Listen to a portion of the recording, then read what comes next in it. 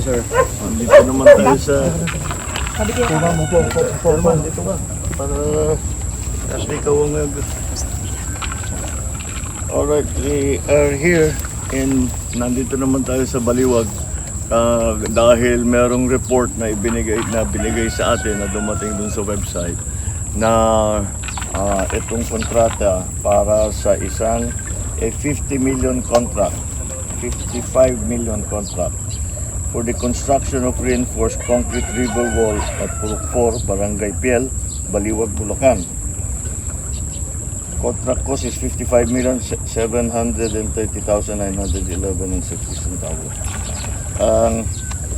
As of last month, June, ang report dito 100% complete at saka fully paid. Wala kaming makita na kahit isang hollow block, isang ng simento, walang equipment dito. Lahat itong project na ito, ghost project.